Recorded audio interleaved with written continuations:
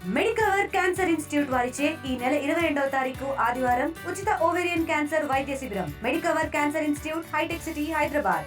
యదా యదా హి ధర్మస్య గ్లానిర్భవతి భారత అభ్యుత్థానమధర్మస్య తదాత్మానం సృజామ్యహం. ఎప్పుడు ధర్మానికి గ్లాని కలిగితే అప్పుడు భగవంతుడు తన యొక్క శక్తిని ప్రసరింపజేసి ఆ అధర్మాన్ని బయటపెడతాడు.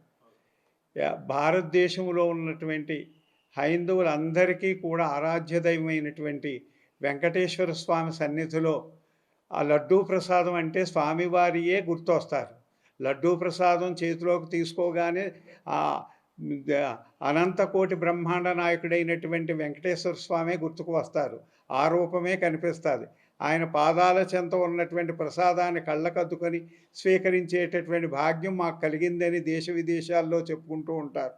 అంత గొప్పదైనటువంటి ఆ మహాప్రసాదాన్ని అందులో హిందువులు ప్రతి శనివారం కూడా తలంటి స్నానం చేసి మాంసాహారం ముట్టుకోకుండా ఆయన గురించి కేటాయించి ఆయన పూజలు చేసుకొని జీవించేటటువంటి తత్వం కలిగినటువంటి భారతీయులందరికీ కూడా ఆయువు పట్టైనటువంటి వెంకటేశ్వర స్వామి నివేదనకి తయారు చేసేటటువంటి లడ్డూలు ఇంత నీచానికి దిగజారటం చాలా శోచనీయం. అంటే ఇంకా చెప్పుకోవడానికి వీలు కానటువంటి, అంటే మనకు శాస్త్రవచనంలో చెప్పాలంటే సూకరము అంటే పంది. కాబట్టి పంది యొక్క కొవ్వు, గోవుల యొక్క మాంసంలో కొవ్వు, ఇంకా తదితరమైనటువంటి నీచ పదార్థాలన్నింటినీ కలిపి ధర్మానికి గ్లాని కలిగించాలని చూసినటువంటి కారకులు ఎవరైతే ఉన్నారో వాళ్ళకి ఇప్పటికే పనిష్మెంట్ చూపించాడు వెంకటేశ్వర స్వామి.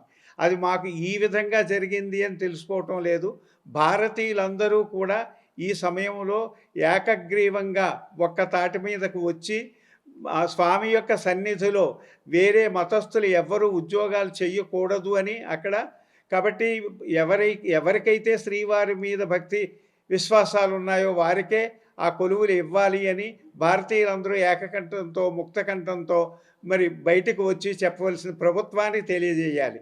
ప్రభుత్వం కదలాలి, ప్రజలు కదలాలి, ఈ ధర్మానికి గ్లాని కలగకుండా చూసుకోవాలి. అట్లాగే ఇప్పుడు అన్ని దేవాలయాల్లో భక్తులకి విశ్వాసం తప్పిపోయింది. ఏ ప్రసాదం వాళ్ళు ఇచ్చినా ఈ ప్రసాదంలో ఏం కలుస్తుందో అనేటటువంటి భయం. అంటే పూర్వం ఏ ప్రసాదం తీసుకున్నా కళ్ళకత్తుకొని తీసుకునేవారు, అంటే ధర్మబద్ధంగా ఉండేది. కాబట్టి ఇప్పుడు ఎక్కడికి వెళ్ళినా ఏ ప్రసాదం తీసుకోవాలన్నా ఒకలాంటి భయం వచ్చేసింది. దీనిలో ఏ పదార్థం కలుస్తుందో, మనం దీన్ని నిషిద్ధమైనటువంటి పదార్థాలు కలిసాయా, మన ధర్మానికి గ్లాని కలుగుతుంది అనేటటువంటి భావన వచ్చేసింది. కాబట్టి ప్రభుత్వం కూడా వెంటనే చొరవ తీసుకొని దీనికి కారకులైనటువంటి వారిని న్యాయస్థానాల ముందు పెట్టి శిక్ష పడేటట్టుగా చేయాలి. చేసినట్లయితేనే ఈ సమస్యకు పరిష్కారం దొరుకుతుంది. ఆ విధంగా చేస్తారని మేము కోరుకుంటూ ఉన్నాం. తిరుపతి పరిరక్షణ సమితి అని చెప్పి 2004లో 7 కొండలలో 2 కొండలే తిరుపతి అని చెప్పి జీవో ఇచ్చినప్పుడు చాలా పెద్ద యాజిటేషన్ చేసి ఆ జీవోని మేము వెనక్కి మళ్ళీ ఇచ్చేటట్టుగా చేసాం. ఎప్పుడైనా వెంకటేశ్వర స్వామికి ఇబ్బంది వచ్చినప్పుడల్లా మేము మా సంస్థలు ముందుకు వచ్చి పోరాటాలు చేస్తున్నాయి. దీని విషయంలో కూడా చాలాసార్లు మేము కంప్లైంట్లు పెడతాము, కొన్ని హైకోర్టులో కేసులు వేయటం, అన్యమతస్తులను లోపల తీసుకురావడం గురించి కూడా హైకోర్టులో కేసులు మేము వేసి ఇంకా పెండింగ్లో ఉన్నాయి, నడుస్తున్నాయి. మేము ఇప్పుడు కోరేది ఏంటంటే ప్రత్యేకమైన డిమాండు ఇప్పటి నుంచి కూడా పెద్దలు కూడా అడుగుతున్నారు. ఏదైతే హిందూ ఎండోమెంట్స్ యాక్ట్ ఉందో ఆ చట్టాన్ని రద్దు చేసి మొత్తం దేవాలయాలని కూడా బయటికి తీసుకొచ్చి పెద్ద మనుషులతోనూ సాధు సంతులతో ట్రస్టులు ఏర్పాటు చేసి, స్థానికులతో భక్తులతో ట్రస్టులు ఏర్పాటు చేసి వాళ్ళ చేతిలో రన్ చేయాలి. ఏ ప్రభుత్వానికి, ఏ ముఖ్యమంత్రికి, ఎవరికి కూడా ఏ రకమైన ఈ ట్రస్టుల్లో జోక్యం చేసుకోవడానికి వీలు లేకోకుండా ఏర్పాటు చేయాలి. అలాగే టీటీడీ ప్రత్యేక ప్రతిపత్తి ఉన్న ఒక సంస్థ, దాన్ని కూడా అలాగే వాళ్ళ దగ్గర నుంచి ప్రభుత్వం ఏ రకమైన అపాయింట్మెంట్స్ చేయకోకుండా దాన్ని బయటికి తీసుకొచ్చి ప్రత్యేకమైన భక్తులు సాధు సంపత్తుల్ని పెట్టి దాన్ని ఒక వ్యవస్థ శుభ్రంగా నడపాలి అని చెప్పి మేము కోరుతున్నాం. దానికి అనేక మంది సిద్ధంగా ఉన్నారు దానికి ముందరకు తీసుకెళ్ళి చేయటానికి. అట్లాగే 5 లక్షల ఎకరాల దేవాలయ భూములు ఉంటే అవన్నీ ఆక్యుపై చేసుకుని ఏ రకమైన ఆదాయం రాకోకుండా చాలా కొద్ది ఆదాయంతో దీన్ని ఆ భూముల్ని అనుభవిస్తున్నారు సంవత్సరాల తరబడి. ఈ రాజకీయవేత్తలందరూ అటు వెనకమాలు ఉన్నారు. కాబట్టి ఇప్పుడు తెలంగాణలో ఈ హైడ్రా తరహాలో ఇక్కడ కూడా ఒక ప్రత్యేక ఆర్డినెన్స్ ఇచ్చి ఒక వ్యవస్థను ఏర్పాటు చేసి ఈ దేవాలయ భూములన్నీ కూడా ప్రభుత్వం స్వాధీనం చేసుకుని ఈ ట్రస్టులకు అప్పచెప్పి దాని మీద ఇన్కమ్ వచ్చి ఆ గుడులకి డెవలప్మెంట్కి వాడాలని చెప్పి, అలాగే హిందూ ధర్మ ప్రచారానికి మెయిన్గా ఇప్పుడు జరుగుతున్న పోషణ లేదు, గుళ్ళకి పోషణ లేదు, ధర్మ ప్రచారానికి కూడా పోషణ లేదు. ధర్మ ప్రచారానికి మాలాంటి వాళ్ళం కొన్ని కార్యక్రమాలు పెడితే మేము వెళ్ళి పర్సనల్గా మాకున్న దీంతో మేము డొనేషన్లు పూజ చేసి చేయాల్సి వస్తుంది. అది యాక్చువల్గా ఆ గుడి కింద గుళ్ళు చేయాలి. పూర్వం గుడి అంటే ఒక ధార్మిక సంస్థ, ఒక ఖజానాది హిందువులకి. ఆ ప్రాంతంలో ఉన్న వాళ్ళందరికి కూడా కావాల్సిన ఫండింగ్ చేయటము, ఆ ఫండింగ్తో ధర్మ ప్రచారం చేయటం, కార్యక్రమాలు చేయటం ఇవన్నీ చేసేవారు. పూర్వం నుంచి జరుగుతుంది అది. ఆ వ్యవస్థని మనం మళ్ళీ నిలబెట్టుకోవాలని చెప్పి ప్రభుత్వం నుంచి దీన్ని బయటికి తీసుకురావాలని చెప్పి కేంద్ర ప్రభుత్వాన్ని కూడా మేము కోరుతున్నాం. అడ్డు కూడా ఎప్పటి నుంచో దీని మీద జరుగుతుంది గొడవ, అభ్యంతరాలు రావడం జరిగింది నాణ్యత గురించి. కానీ దాన్ని మనకు తెలుసు, ఒక ఎంపీని కొడితే హాస్పిటల్ తీసుకెళ్తే ఒంటి మీద దెబ్బే లేదు, గీతే లేదని సర్టిఫికేట్లు ఇప్పించుకున్న పరిస్థితి గత 5 సంవత్సరాల నుంచి. అటువంటిప్పుడు ఆ ల్యాబొరేటరీలో ఒకవేళ ఆయన ఇద్దామన్నా కూడా వీళ్ళు ఇవ్వనేకోకుండా ఇన్ఫ్లుయెన్స్ చేయగలిగిన సామర్థ్యం ఉన్న వ్యక్తుల్ని మనం ఆ వ్యవస్థలో పెట్టాం. అటువంటి వాళ్ళందరి మీద కూడా కఠినమైన చర్యలు తీసుకుని శిక్షించి వాళ్ళందరినీ జైలుకి పంపించాలని, విజిలెన్స్కి నా మీద చర్యలు ఎంక్వైరీ చేయకూడదని చెప్పి ఇవాళ హైకోర్టుకి వెళ్ళారు పాత చైర్మన్ గారు. అది చాలా తప్పు. ఆయన తప్పు చేయకపోతే విజిలెన్స్ గురించి ఎందుకు ఆయన భయపడుతున్నాడు? ఏదో తప్పు చేయబట్టే కదా విజిలెన్స్ గురించి భయపడుతున్నాడు.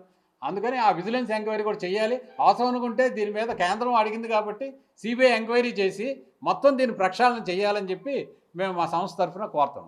ఆంధ్రప్రదేశ్లో జరిగినటువంటి ఈ సంఘటన, ఆ రోజు ఇందిరాగాంధీ గారు గోవధ కోసం ఎంతోమంది సాధు సంతుల్ని ఊచకొచ్చిన సందర్భంలో అంతకన్నా దారుణమైన సంఘటన ఏదైతే ఈ లడ్డూ వివాదము.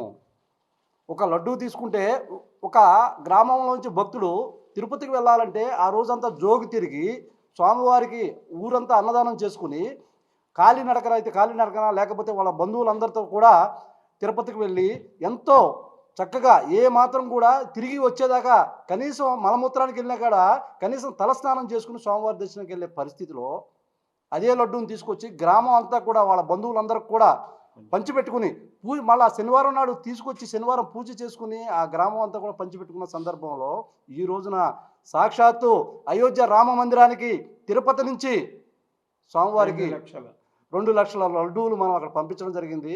అంటే ఏం చేస్తున్నారు మీరు? హిందూ సమాజాన్ని ఏం చేస్తున్నారు?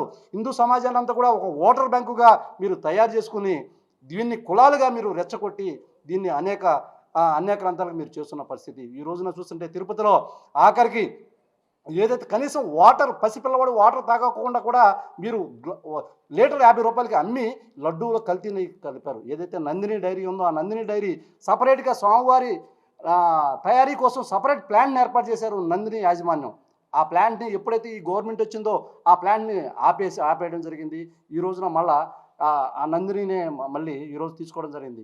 మేము దయచేసి చెప్తున్నాము, ఈ రోజుకి అక్కడ దాకా ఎందుకు, విజయవాడలో ఇక్కడ నడిబొడ్డున ఉన్నటువంటి విజయవాడలో అమ్మవారి గుడిలో ఏం జరుగుతుంది?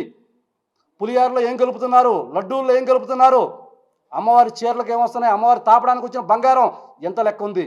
ఇలా చెప్పుకుంటూ పోతే ఏదైతే 68 టెంపుల్స్ ఉన్నాయో ఆంధ్రప్రదేశ్లో మొత్తం అంతా కూడా ఇదే పరిస్థితి. ఏ దేవాలయంలో ఏ ప్రసాదం తయారు చేస్తున్నారో ఇదంతా కూడా హిందూ దేవాలయ పరిరక్షణ ట్రస్ట్ ద్వారా మేము కమిటీ సిట్ ఏర్పాటు చేసి ఇది వెంటనే ప్రక్షాళన చేయాలి. దయచేసి సీఎం గారు చంద్రబాబు నాయుడు గారిని, డిప్యూటీ సీఎం పవన్ కళ్యాణ్ గారిని మేము కోరేది ఒకటే, అయ్యా దేవాలయాలని ప్రక్షాళన చేసి దేవాలయాల భూములు కాపాడండి. ఏదైతే రికార్డు ఉందో ఆ దేవాలయాల భూముల రికార్డు అంతా కూడా మా దగ్గర ఉంది, హిందూ దేవాలయ పరిరక్షణ ట్రస్ట్ దగ్గర ఉంది. మేము సమర్పిస్తాము. దీనికి మీరు ఎక్కడ కూడా పైసా ఖర్చు పెట్టక్కర్లేదు.